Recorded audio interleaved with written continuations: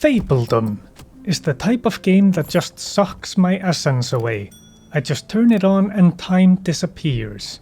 It is a chill city builder with some diplomacy, trade and dating with your neighbors. Everything executed in the most simple, intuitive and easy way, mostly. It's actually a game where you constantly ask yourself, where's all the bread gone? I have 5 coal makers, why do I have 0 coal? Why do the unemployed refuse to work here? All of these questions actually have answers. The bread has been eaten by my fat and stupid citizens. The coal makers are just horribly slow. They don't make coal fast enough to supply citizen homes and for use in blacksmithing. And the last one, their homes are too far away. If the place of work is too far away, then they refuse to work at that place. I can relate. Traffic is the main cause of misanthropy. Gameplay. You are a prince or princess and are tasked with making a new kingdom in a land and can pick one area in a big territory to make your kingdom. Pick any land, it doesn't really matter, as long as you don't pick a stupid hill area, like a big dumb idiot moron like I did. It makes the organization of your kingdom's buildings harder. You also select whether you are a prince or princess, and whether you'd like to marry a prince or princess. Now I was feeling a bit punk, a bit progressive, and chose a rare relationship in media these days. A prince looking for a princess. Then a cutscene plays that makes you think that there is a story, but there isn't a story here. Then finally a tutorial that makes you use the camera and have your idiot fablings, I swear that's not a slur, build things. Good so far. Obviously you start small and then build up. The game is really beginner friendly because it also starts you with a small territory, which you will have to pay to expand. So you get used to having limited space.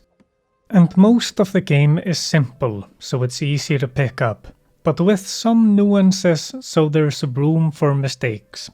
Like build a house, easy. Just pick the house, plop it down and drag to make its garden. Need food, plop the farm down and drag to make the crop field.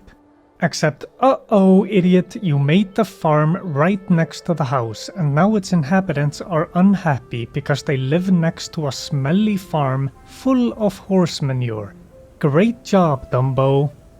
Actually, it's not that big a deal. The fablings who live in that house will just work a bit slower. And you could offset the negatives by building a flower pot or park bench next to that house. That's your introduction to the happiness area thing. Some buildings can generate happiness or unhappiness. Like the tavern makes people happy when it's around, but a coal burner will make people unhappy. More happiness and people will work faster and it will be easier to get more fablings. Now let's talk housing and then resources. You start with a peasant housing for 3 peasants, which comes with a garden attachment which can provide food. Which is really helpful so that the fablings won't be as big a drain on your resources as they could be. Then you have your commoners which live in big neighborhoods that are really nice, because they're created automatically for you by dragging over an area. And lastly, a big castle for nobles, which is the last thing you get. And they just provide passive bonuses mostly. But for peasants and commoners, they need a water source, like peasants need a well and the commoners need a fountain. And a sewer system, otherwise they get really unhappy. So that's something you have to think about when you make neighborhoods. Happiness and sewage. The commoners and peasants are your workforce, and there is some difference between them. Like only peasants will work a farm, and only commoners will do something else that doesn't matter as much. Probably something about berry juice, usually called wine. Now we tie it into the resources, because your workforce should be close to the workplace. If the workforce is too far away from the workplace, then the Fabelings won't work there at all. And as I said before, the time it takes for workers to go from their home to their work matters, in terms of how fast your stuff gets made, because they have to physically be at work for stuff to get made. Work from home doesn't really work for woodcutters. So you have to think and plan out your work and housing districts.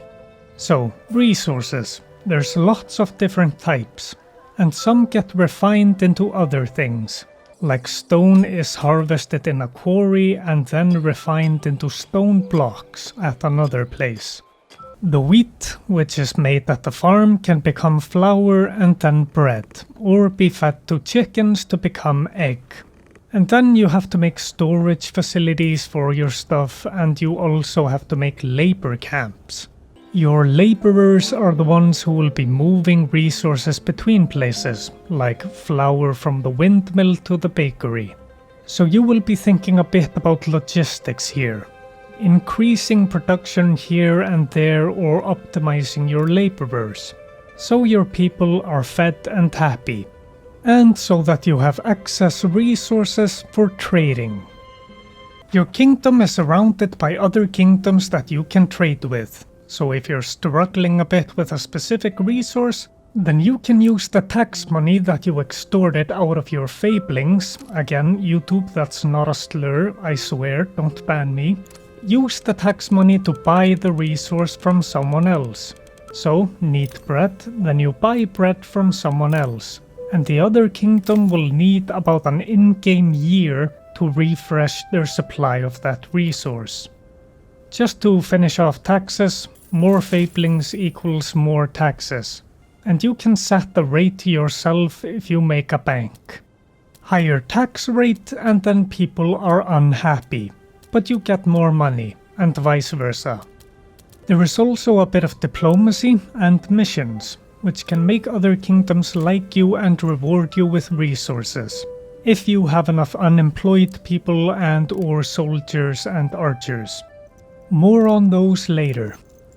Remember, I was a prince seeking a princess, so I had to go to another kingdom and court its princess, if I found one I liked. Courting. You have your ethnic white body type B, your diversity correct and diversity incorrect, LGBTQA, and neurodivergos. At least I think that's what they want you to call them. You send them resources and then they like you more. Just like real relationships. But for the one you are courting, you will need to do missions for. Usually the same as the diplomacy missions, just a little bigger. But then you have to have a feast with them, that costs a lot of resources, and then a marriage, which costs a lot of money. Just like real life. Then once you're married, you get some passive bonus to your kingdom, like an income of some resource or something.